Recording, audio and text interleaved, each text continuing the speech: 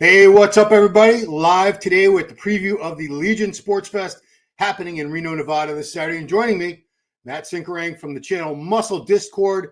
Great channel. I've been a guest on his show every Monday night. They go live at 9 o'clock Eastern. And it's we have quite a discussion. It's usually me, Matt, Phil Clayton. But you did surprise us with Chris Cormier last week. So yeah, no, that's just an honor to have Chris. Chris could have chosen anyone to really work with, and we've been talking for months and months, going back and forth about doing something together, and just finally made it happen and did the first few episodes. And I mean, to have Dorian Yates on with us for the second episode was just awesome, and just blessed to do it and continue to grow the channel and do new things. Right on. So I want to get into it first. I had a theory about Legion's show that completely turned out to be wrong. I'm wrong every once in a while, like every day, 20 or 30 times. I thought May has 4 shows in a row every weekend. It was Pittsburgh Pro, New York Pro, Cali, and Legion. I thought it would be the winner of that show. The first show would be done. Second show would be everybody else. That guy who won that would be done. I thought we would keep seeing the same guys over and over again. And we really haven't been seeing that. This is almost a completely fresh lineup for this show. Actually, there's nobody in this show that was in Pittsburgh even, now that I think about it. So, so let's get right into it. The front runner is the defending champion, Tonio Burton. This guy is just phenomenal. I got him on screen? Yeah. So we were looking at some updates. We did a preview on Muscle Discord last night. But, geez, he is looking ready to rock. Look at that conditioning. Yeah. Like I'm not. I wouldn't say I'm hard on Tonio. I posted the video yesterday. He commented already on the video, saying that myself and Ivan Bodybuilding were picking him apart and stuff like that. I don't think we're picking him apart. We're just making an observation. I still think Tonio is the front runner to win this show. He's got a phenomenal physique. The conditioning is on point. I don't see anyone else with this level of conditioning really in that show right now. He's a blessed genetics athlete. He's gonna win this show most likely, and he's gonna go on the way to the Olympia. I was just hard on Tonio, just for context, people, because he missed the Olympia last year, and I think you should never miss Olympia, especially when you qualify for an Olympia. Don't miss it, just do it. And that's all I was saying about Tonio Burton. Yeah, and I don't disagree with that, only because you never know what's going to happen. Like, he was in that motorcycle accident. It turned out it wasn't minor. He had 3rd-degree burns, but look at him. He's fine now. You and I have both known people in our lives that had motorcycle accidents that either severely injured or died. I know I have. So anything can happen. So if you have a chance to do the Olympia, unless you're nowhere near ready for the Olympia stage, which he's been 8th place to the Olympia. Oh yeah.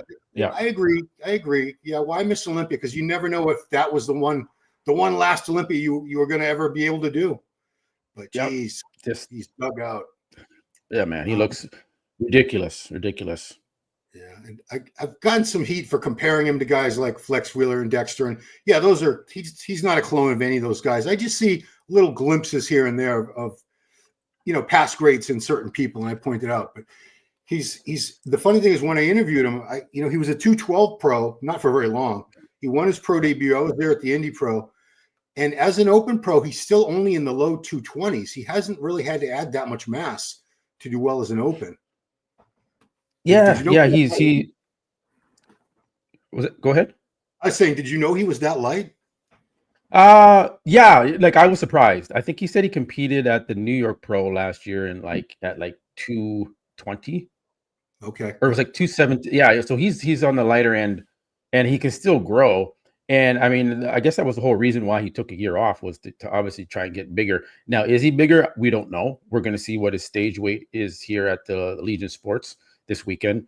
But, if to me, I can't see it, but maybe there is 5 pounds of tissue that he's put on. We just can't really see it. But usually on a smaller frame like that, when you put on 5 pounds of tissue, you can see like, wow, his legs are bigger, his upper body is bigger. But he just looks like he did the last time he competed.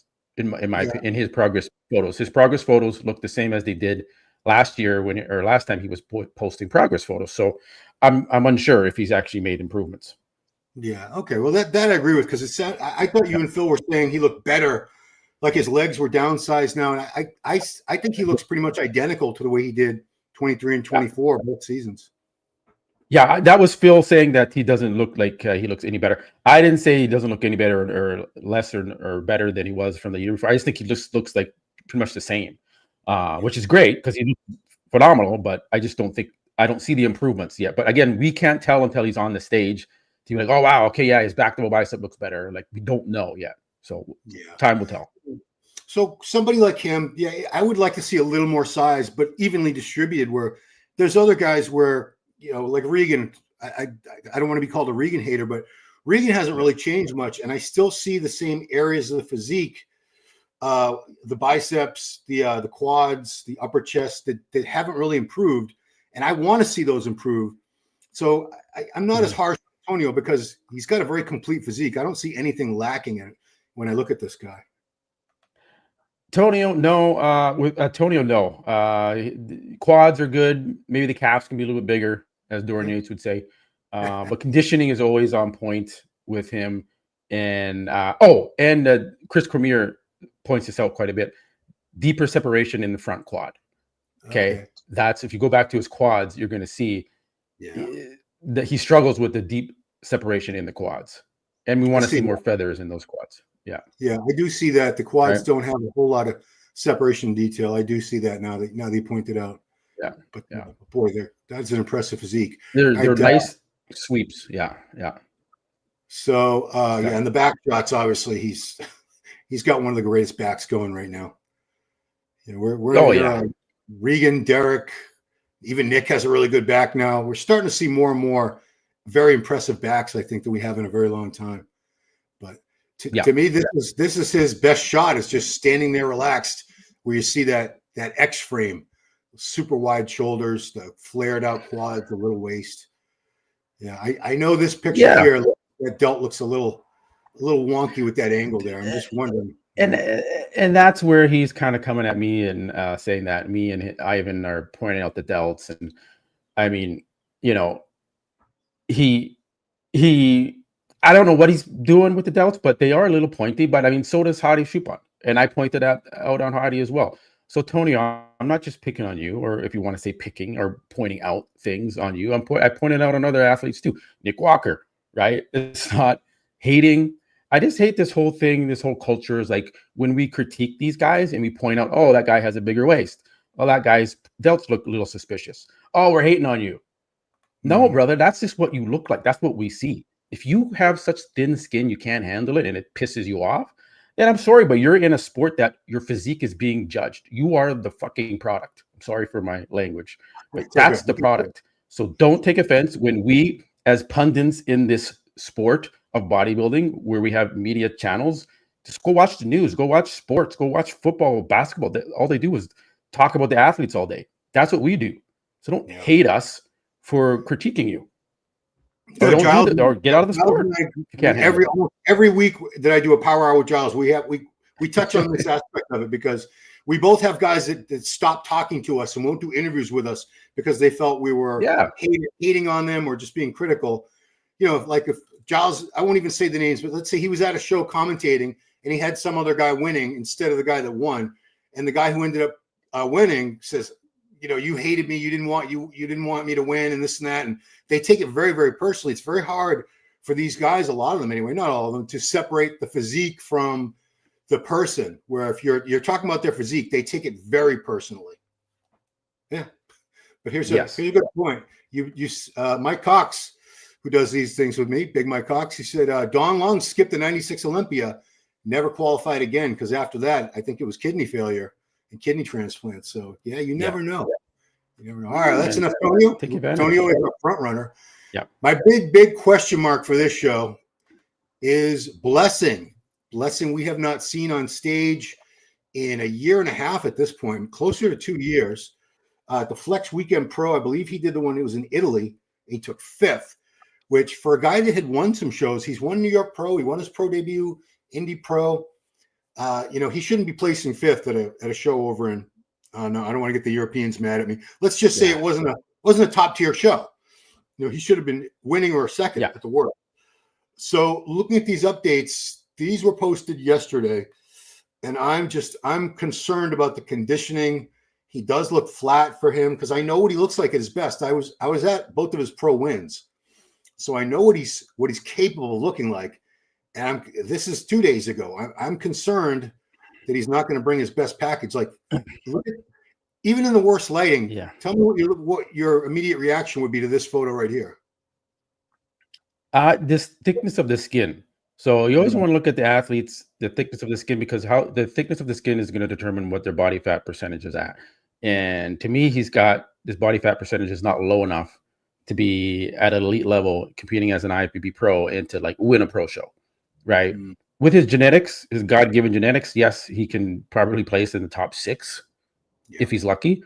But I just think he looks over dieted, like he rushed. You could even see it in his face. It's like it's not the same. I don't know what he's doing or why he's jumping into this particular show when there's a lot of other shows he could do and take a little bit more time and get that body fat lower. But he seems to be one to jump into this one. Maybe he's just testing the waters here, and then he'll do another show. I'm sure he's gonna have to. He's not gonna win this show, so he's gonna have to do another show, and we'll see. But he doesn't look like he's quite ready yet. I think he looks about 4 to 5 weeks out, in my opinion. It's not hard enough. It's not dry enough. We just went from Tonio, who is just Tonio could step on stage right now, and he'd still probably be in better condition than anybody else there. And I'm worried because. Blessing, like you said, genetically, the structure, the shape, his quads we've always been talking about the quads could be a little better, but yeah, the guy is just put together very, very well.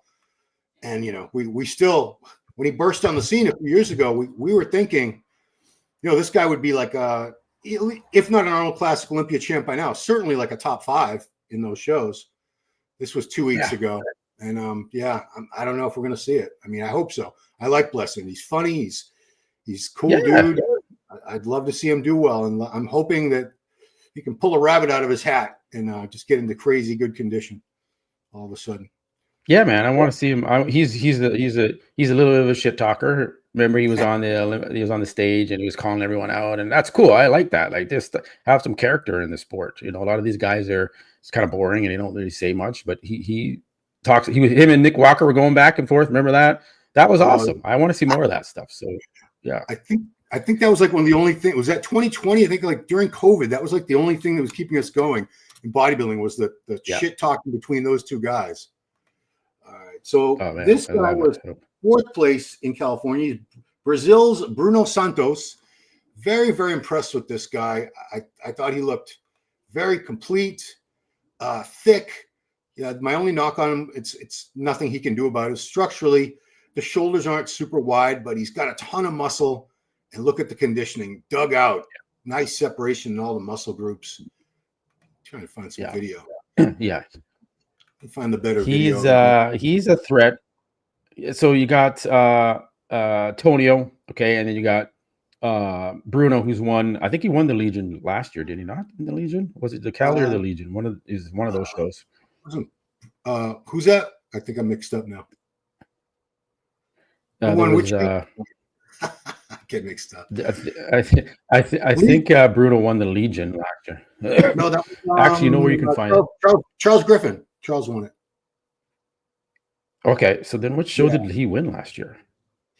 Because he qualified for the Olympia. Like I said, I know there's a couple open shows in Brazil that we don't always follow super close. It was probably one of those. Because I covered a lot of shows for my channel last year, and I don't remember covering anything that he was in that he won. But look at that thick dude. Anyways. I have he's thickness. Go ahead, sorry. No, placings wise, I think I did the predictions yesterday. I have Tonio first, Bruno in second, and then the list. If you don't have the list, and then who else is in there? We have Blessings in there, but I don't have Blessings. Kennedy. You have Florian. Yeah. And that was pretty much it for top guys in there. Yeah. I don't think this show's not that. He looks good. So, look at that. No, it's not that stacked. It's not a stacked show. And, in a way that's kind of refreshing. It's easier to make predictions for us. We don't have like 8 big names. We don't have 10 guys to try to squeeze into a top 5. So in that aspect, I like it. But Bruno looks really good. Let's go back to I'm gonna look at Florian, because I don't know him that well. Giles knows him a lot better than I do because he's seen him compete. I think Giles has known Florian since he was competing as a junior. So he was 5th place at this Cal Pro. Let me find the right footage so I'm showing the correct person. This is Bodybuilders Without Borders Instagram page right here. Okay, here he is. So here's a look at Florian. Beautiful shape right there. Yeah, good color, good tan. Work on his posing. His legs are just kind of straight on, and he could maybe flare it off a little bit to one side like Derek does and Samson does. I just think guys should start doing that because it just accentuates their physique a little bit better. But he's got great conditioning, very thick and compact. He's got calves. Needs more back width and development, thickness to the back. You can see the lower lats a little thin there. But aside from that, if he can improve the back, he's got all the body parts, the tools to do very well and potentially win a pro show in the future. Yeah, we were looking at this yesterday, and I was trying to find flaws because they all look good. You can't just say everyone looks great; they're all going to win. That's what kind of critique is that? So it's the back that he really needs to work on. When that matches the front, I think he's going to start doing even better than he's been doing. Florian, exactly. Yeah, because he was a classic physique, still is a classic physique pro. I can't believe he was classic. It doesn't make any sense. This guy's thick as fuck to be a classic. It's like, what? Yeah. Maybe 212. Yeah, it makes more sense. So I'm saying, I wonder how much weight difference, how much he has to lose from what we're looking at right here to get down to his classic weight. I'm curious. So the Red Sox, I don't know, because he's shorter. So that'd be tough. I didn't want to say his height, but I was guessing he was on the shorter side. Yeah, he looks a little like maybe 5'8", 7. Is that I guess I'm short then. All right. So another guy that just made his pro debut, Colossus Ken. I'm sorry. Yeah. So full name is Kennedy Anyanwu. Is that? I don't know how to pronounce it. I wonder if that's Nigerian. I'm not sure. I didn't want to say that, but I think it's Nigerian. If I was a gambling man, I would put a couple $100 on the fact that it's Nigerian. Yeah. So this was his pro debut a couple weeks ago in New York. And, look at this. Great. Yeah. Good debut. Certainly. Just needs the biceps to be bigger. Awesome. I said he has the best front lat spread in the business right now with that lat spread. Ridiculous. Good quad development. You're going to see when he turns around, that's where he needs to work. But the arms need to be bigger, as you can see. Great chest. Conditioning is on point. Like he's dangerous now because we know this guy can come in. Look at this. He can come in condition. He's got that part out of the way. Now he just needs to build up that back. As you can see, to me, that's kind of like a national level back still. He needs to make it a pro back, right? So he's got to get it bigger to compete with these big guys. And once he does that, man, you can see it there. He needs some more width. Once he does that to the back, brother, he is going to be on a mission. Be one of I can't tell how tall this guy is either. I think he's on the shorter side as well, like 5'6". I always just say everybody's 5'8". Yeah, you can tell by his midsection. Makes things easy, but they're not. Yeah, I have no idea how tall he is either. But 6th place at New York Pro, that was a really good lineup in New York, obviously with Nick and the rest of the guys there. So 6th place in your pro debut, up against an Arnold Classic champ, and a couple Olympians, several Olympia top 5 guys in that lineup. Yeah, pause it on that lat spread. Pause it on the lat spread. I can't now. One of that guy in the comments is saying he's like, go if you go back to the start, just go out of it and click back in the video. It goes right. He goes to that spread right away. Okay. And I want people to see this because you got these clowns sometimes in the comments that are like, the front lat spread. What the hell, dude? My viewers. Show me someone. Right. Yeah, exactly. There, he's gonna about to do it here. There's a double by after he does the front double. There. Yeah. You can do it, Ron. Look how wide his lats are. This front lat spread. There it is. Yeah. Coming up right there. Right there. Looks like Lee Haney. Guys. Are you kidding me? Yeah. Bro, in the comments, do you know what bodybuilding is, brother? Well, let's see. Who was You it? can't with the guys in the comments. I'm going to come back at you if you got something to say in the comments. I'm going to come right the fuck back at you. So be ready. I don't give a fuck. Oh, I usually don't even halftime. Like I'm not even showing the right screen, and I go back to the comments, and they're telling me they can't see it. So that's like the most useful thing is okay. So they let me. The real coach Powers. What's Matt Tsinkorang's competition history and accolades? Asking respectfully. Oh, that's a good question. Yeah, tell me. Let's hear it. So I've won the Mr. Canada in bodybuilding, Canadian national title. So I was competing with Regan Grimes and Antoine back in the day. I won that, and then that's bodybuilding, and then classic physique. I also won that Canadian national title. But in Canada, you only win your pro card when you win the overall, right? Like the North Americans, etc. You get your pro card if you get second, sometimes third. So unfortunately, just didn't win the overall because I was always like a middleweight, on the smaller end of things, and the light heavy or the heavyweight would always win. So I've never could compete against those guys, and usually it was like 95% of the time in Canada, the heavyweight, light heavy, super heavy is winning the pro card. So that was my little history there. And then obviously people maybe remember I worked for the Mutant for 10 years as well. Worked very closely with Rich Piana, a lot of the pros and stuff like that. So I come from that.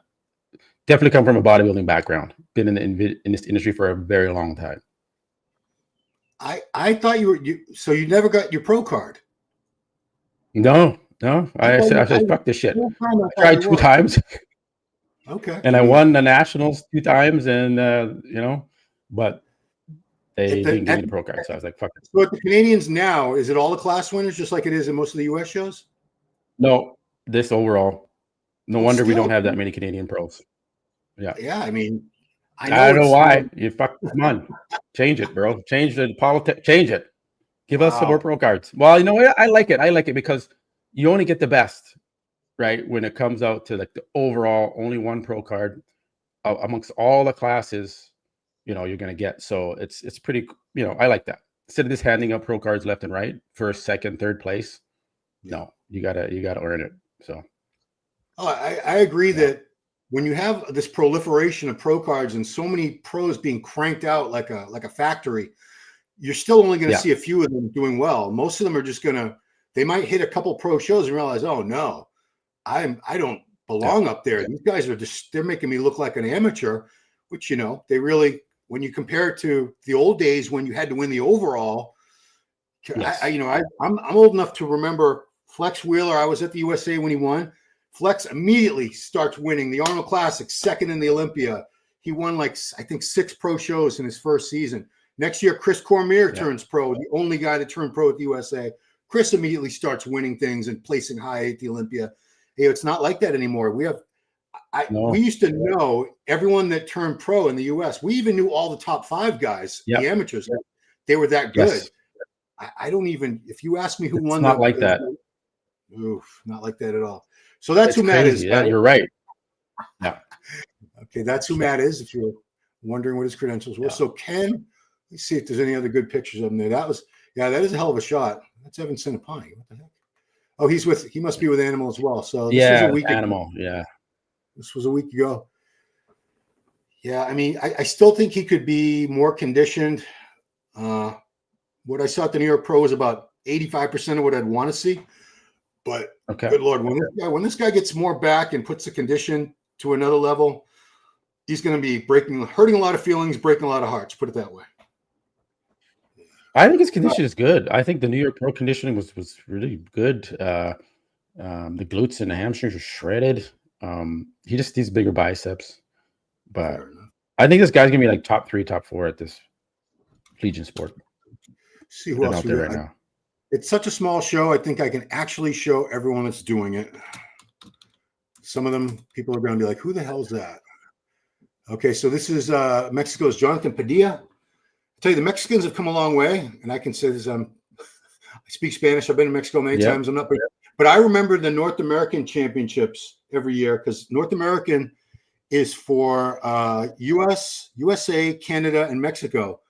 all those athletes can compete there and get their pro cards. So, but I remember they only had bantamweights and lightweights every year. I think the first year they had a middleweight, I was like, wow, they're starting to get a little bigger. They're 175 pounds now, 176 pounds. But now we're seeing some bigger dudes, some guys who are 200 pounds plus. And I don't know what this guy weighs or how tall he is, but he's got some very decent size. I just wasn't thrilled with the condition that he showed at the Cal Pro, which is why he ended up in 8th. No. But, we'll see. It's not a lot of time to fix your condition in 1 week. Like I said, I don't think it was water. I think it was just a little body fat that probably needs a couple more weeks to get rid of. Yeah. Okay. Thick guy, but it's not there yet. All right. Let's go to former winner of this show. Oh, no, I'm sorry. He won the Cal a few years ago. We're talking about Patrick Moore. So Patrick was just in the Cal Pro. Didn't do that well, but a lot of people still hold out hope. Some people have written him off and saying they're just not going to wait for him anymore. He hasn't made it happen by now, and other people they're still holding out hope. Okay, well, there's a good side by side. It's not the same pose, but this is 2019. He says he's up 24 pounds in the past, so that was 6 years ago almost. Man, I don't see 24 pounds there. No, I mean, the chest is bigger. I can see the arms, legs, maybe a little more thickness on the legs, but his conditioning isn't the same. Patrick Moore is an interesting guy because he had all the potential in the world when he got, I think, 10th place at the Olympia that 1 year. The first time he did the Olympia, cracked the top 10. Yeah. And he was shredded, and he's never been able to produce that condition again and that look. And I don't know. A lot of people say, can you do classic? No, he's too heavy to do classic. He's had 6+ years to, improve his physique. He's genetically blessed and gifted. So you think he would just grow and just be one of those guys that is just genetically blessed, be like a Tonio or something like that. But he's just not been able to do it. When he doesn't do well, he blames the coach, which is terrible. I hate athletes that do that. And he did that to Aceto. He threw Aceto under the bus, which is completely disrespectful. Aceto was a legend. Okay. So for him to just throw Aceto under the bus, it says a lot about him. I don't think Aceto's a problem. Usually it's the athlete, especially when it's a veteran coach like that. So he's lost a lot of respect and throw a lot of the other bodybuilders, pro bodybuilders out there too, don't have the greatest things to say about him.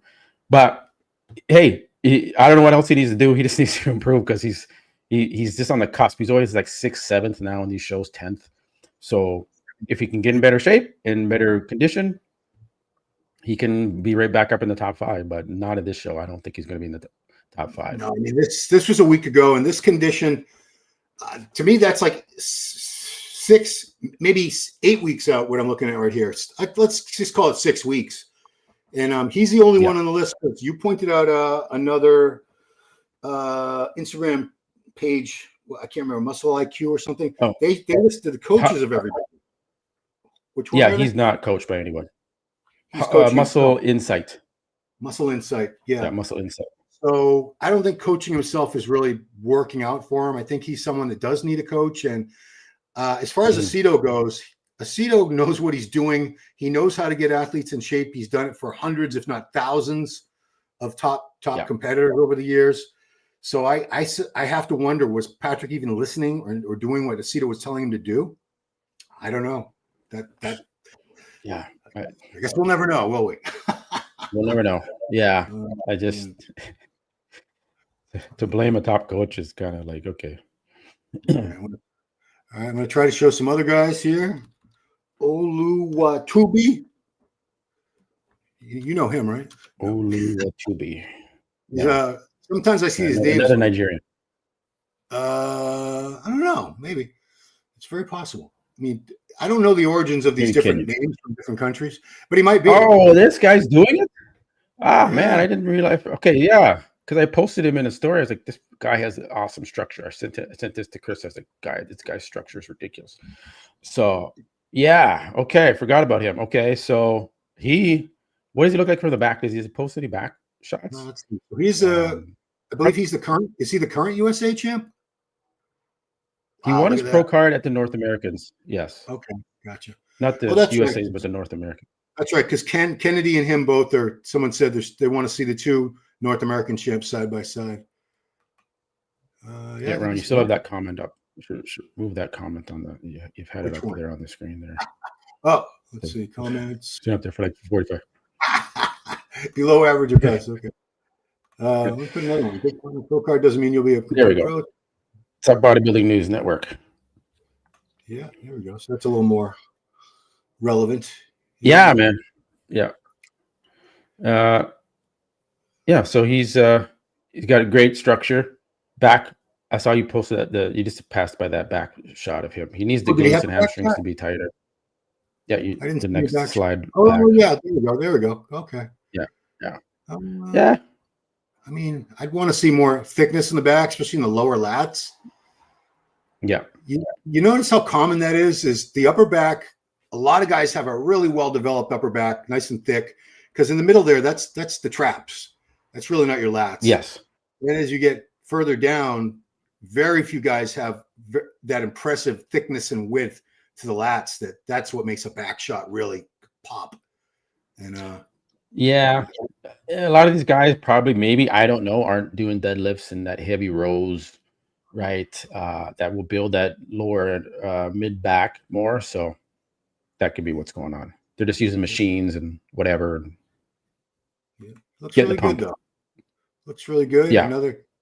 Wish him well. I mean, sometimes if we're making predictions and we don't have somebody in the top 5, either them or their fans get really butthurt about it.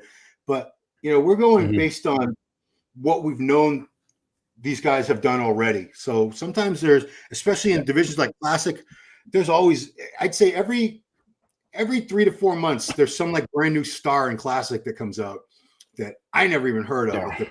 They're just awesome. So we'll see. Yeah, there's so many athletes now that it's hard to keep track of all these people. And then a lot of them they're just never going beyond the top 7. Like they never get higher. It's just a bunch of new guys coming in, getting their pro card at North Americans in 2nd place, whatever, 3rd place. They get a pro card, and then we never see them really excel. So it's unfortunate, but there's a lot of, it's oversaturated. I think there's just so many. I was talking to, I can't remember who it was, but last week on one of the podcasts, I was talking about Muscle Mag International, the great magazine that the late Bob Kennedy ran for like 40 years. They had a page every month called Pro Rankings. So at that time, this was, late 80s, all throughout the 90s, you could fit all the pros in the world onto one page in 12-point type in their rankings, because there was only one division. It was men's bodybuilding. I think they had men and women all on one page. You couldn't do that now. You would need like 12 pages for all the divisions and all these athletes or more. You need a whole magazine. Yeah, I mean, it's good that the sport has grown that much. And if it was still just one page, I mean, that would be a small little thing that we're into with bodybuilding. But, it is what it is. It's pros and cons. I mean, I admit I've never been a fan of all these new divisions, but I admit that without them, the sport would have died. It would have not been able to sustain itself financially. So we wouldn't be talking right now, you and I. Felix Norman. So we've only got a couple more guys on the show. And if I haven't heard of them, this is why I'm putting them up. I want to give them all. This is Felix Norman. I think he's from the USA. His quads remind me of Nate Spears quads. Nate Spear, Nasty Nate. Yeah. Awesome. Nate's awesome. Yeah. This guy's got a really good front lat spread too. Look at that. Yep. Super wide. Good front lat. Yeah. Good pecs. Back conditions right there. Oh God, this is 36 weeks ago. I don't know what he was getting ready to. These are older pictures. These are from last fall, but let me see if he's got anything current up there. Texas Pro. Did he do? Did he win the? No, he didn't win the Texas Pro. No. 11th place. Okay. Yeah, it's usually Andrew Jack wins the Texas Pro. I think is Ian the only other guy that's won that thing since it began? I think so. I think so. I think it's been Hunter? Ian, What about Hunter? Andrew. No, Hunter hasn't won it. He took second to Andrew. Oh yeah. to find the last guy, I have to go to that. I did have them on there. Muscle IQ, Muscle Insight. So they made a post. Yeah. It was really cool that they gave the lineup and they gave everyone's coach and they gave the last time we saw the most recent show, which is telling because some of these guys have been off stage like Blessing since 2023. Everyone else has competed this year. Yeah. Except for Tony, it was last year. And on the right-hand side, I really like this. They have everybody's Instagram page. Yes. He was talking to me yesterday about that. He's like, Matt, I got it in the comment section. So now you can just instead of having to go to everyone's page like we were just doing, we can just click on. Should have just done that in the beginning. So this is the last competitor. I covered everybody in the show, guys. I'm feeling very generous today because I'm not covering. There's several divisions. This is Adam Millard. He is a chef. So I don't know. It's gonna be hard to make his own. Can make his own food. It's good. A little on the length looks good. I mean, upper bodies mass wise doesn't really compare to some of the guys we've been looking at, obviously, but he's earning it right. He's got his pro card, and he's gonna. You know what? I applaud people that even if they probably in his heart of hearts he knows he's not going to place top 5. He's making use of the pro card instead of just putting it on his Instagram handle and using it to boost a coaching business or something, which I feel like a lot of people now, that's all they do. They turn pro and they never compete as a pro. And I've had this argument with some of these people saying, well, why do I have to compete? I said, well, if you were drafted, and it's a horrible analogy because it's NFL and MLB, they pay you a shit ton of money. But if a football player got drafted and just decided, no, you know what? I don't want to play for the Jets or the Patriots. I'm just going to go do something else with my life. It'd be a huge waste. Yeah, no. It's good that you're getting on stage and, maybe that's what he's doing. He does have a coaching business or something too, and he wants to show that he can do it. And he just loves – some guys are just addicted to the sport and training and dieting down. And, if you want to put yourself through that and get on the stage and, why not do it? So, banners. I want to go to the website to give some info to people. So this is the centerpodium.com. All the info about the stream, the schedule, things like that. It's going to be there. Legion Sports. Click on that. Live stream, I think it's $40. Yeah, I won't be covering this one. I think the promoter on this one, when Desktop Bodybuilding used to do it, he like copyrighted strike them. So I'm like, okay, I'm staying out of this one. Yeah, we don't need that. Yeah, man, I see. You probably see it too. When these shows are going, there are these little channels. And they're usually in, every country other than whatever country you live in is a foreign country. Brazil, right? Mexico. Yeah. They stream it and they have themselves in a corner giving commentary the whole time. And they're streaming it live with the pay-per-view. So they bought the $20, $30, $40 pay-per-view package, but now they're monetizing their channel live with the pay-per-view. Which huge risk, massive risk. I'm not sure. So they're in Brazil, they're in Mexico. When they do this, they bootleg it and they restream it full on, not screenshots like me and Desktop Bodybuilding do or EP09, right? We screenshot. And when they do that, there's music playing in the background. All that's copyright music. They're not monetizing those videos. Hell no. They can't. Think about that. So they're playing it. And the music is playing in the background, you can't monetize those videos. So and the reason why they don't get taken down is because they're in Brazil. And then so the promoter has no jurisdiction to say, hey, I want to copyright strike that stream because they're using my legal IP property, intellectual property. They can't do it over there. Just like in China, China can rip shit off and get away with it, right? Same thing in Brazil and Mexico. They can do whatever they want and their channel doesn't get taken down. If me or you were to do that, we'd be done in a second. But I don't understand because YouTube is an international platform. Why would they care?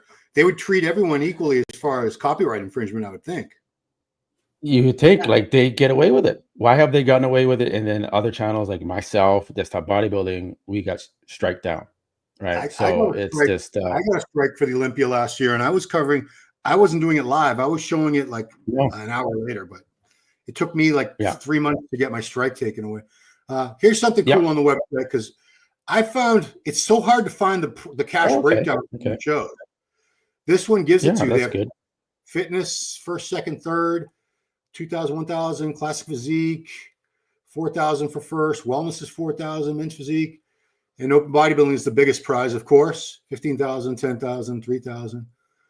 I don't know why it's so hard to find that information usually, but I've had a hell of a time. Yeah. And they give you know what? Yeah. That's what the Muscle Insight guy should do. He should also put the prize money, make a graph. Right, that'd be good. Muscle Insight, if you're listening, that's another thing you can do. Which the other channels are not doing. Right on. So here's another cool extra that Chris Minnis, the promoter, does. These are for the end, because all these shows usually typically run an NPC contest along with the pro, because that's where they make their money, is the amateur stuff. The pro shows, believe it or not, they don't make money. They don't. No, they have to pay. They have to pay the IFBB Pro League large fees, sanction fees per division. They have to pay the cash out. But anyway, so the NPC, look what they're giving these people: 26-inch tall, very cool sculptures of like superhero males and females for all division winners. Yeah, and medals, medals. So cool. That's for all. That's pretty good. Yeah, they don't have to do. They don't have to do that.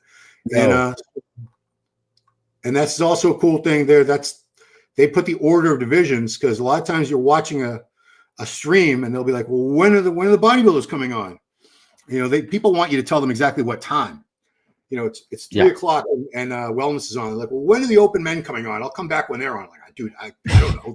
We have like 3 more divisions. It's going to take as long as it takes. People get butthurt about it. Right, I know. I'm like that too. I'm covering the show. I'm like, man, when is the man coming on, man? And you got to drag the show on until they come on. So I get it. All right, let's see if there's any. So that's Muscle Insight HQ. That's a newer channel. There are 800 classic and PT guys qualified. That's not true, Mike. It's not 800. However, if you go to the IFBBpro.com website and they list the schedule per division, you can see how many qualifiers there are, how many pro shows there are for each division. And I think men's physique had almost 100. Bikini had over 100, I believe. Certain classic had about 100. The smallest division, well, actually, fitness has the fewest. Not many people put on fitness because there's not that many fitness pros anymore. And men's open has the fewest contests per division, because the prize money has to be higher and the sanction fees are higher. So that's why we don't have as many open pro shows. Every weekend there's like 2 or 3 shows that have a bikini division or a men's physique division or figure division or something. Yeah. Get big head ring. Yeah. 100 men's physique guys are qualified for the Olympia. Well, they will be. Yeah, we're still only in May, but by the time we get to the Olympia, doesn't mean they're all going to. Yeah. They won't. What happened to Charles Griffin? I don't know. Did he retire? Mike says he thinks he retired. Yeah, I think he retired. Didn't he retire? I think he did make a post about that. Yeah. Copyright classic for a reason. Everyone's still Brazilian channel live stream the New York Pro for free. Well, not really. They were doing it. They were pirating it basically, right? I guarantee you, Steve Weinberger saw that. He'd put a stop to it in 2 seconds. But Mike says, yes, he would. That's why I did not do Steve's show. No, I cannot mistake again. No. I did it the first time, and I was like, Matt, no. So I'm like, don't piss off Brazil. No, I would never want to piss off Brazil. Certainly not. Don't piss off Iran or Brazil. Bad places to pick people up. Yeah, Bruno did win a show, but I don't know what the show. We can't remember what the heck show it was. Remember that last Olympia when Romney competed? The show's right. Okay. Yeah, that was a very late Olympia. The 4 a.m. night for the Olympia weekend. Fair enough. All right. Share that. All right, cool. So that is it, guys. Legion Sports Fest is going to happen this Saturday. You can go to centerpodium.com for all that information on the stream, the schedule, and all that good stuff. There's a great preview that I did for Muscle Discord on Matt's channel with Phil Clayhar. We did that last night. So check that out. I'll put the link in a little bit later in the description. And Matt, thanks, man. This was a good time. Good having you on. Good flipping the roles this time instead of me being your guest. You are. So, all right, guys. So drop a comment below. Awesome. Let me know your top 5, who you got winning and why. How do you think Blessing's going to look? You think Tonio looks any different? Whatever you have to comment on, please drop a comment. It's good for the algorithm. And I like algorithm, whatever it is. So that's it, guys. Thank you all so much for watching. Appreciate it. And we'll see you right here next time.